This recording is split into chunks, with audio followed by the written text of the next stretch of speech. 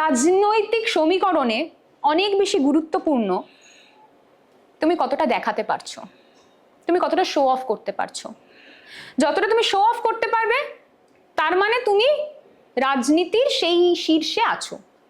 যেদিন থেকে তুমি শো অফ করা বন্ধ করে দেবে, যেদিন থেকে তুমি বাসে, ট্রেনে, ট্রামে, অটোতে যাতায়াত করবে, তার মানে তো ওর কোনো গুরুত্ব নেই। ওর নিজের গাড়ি নেই, ওর নিজের 4 চাকা স্করপিও নেই, মার্সিডিস নেই। তার মানে ওর কি এতটা যোগ্যতা আছে? ওকে কি এতটা নেতা নেত্রী হিসাবে গণ্য করা যায়? একেবারেই নয়।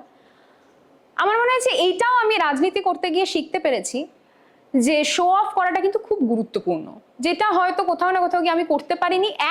আর দ্বিতীয় বিষয়, তুমি যেহেতু আমি কি করতে পারিনি সেটা নিয়েই গ্লোরিফাই করেই বলছো, দ্বিতীয় বিষয় যেটা আমি করতে পারিনি, যেটা আমি করতে অপারগ, আমি সঠিক সময় সঠিক বিষয়টা বলে ফেলেছি, চেপে রাখতে পারিনি।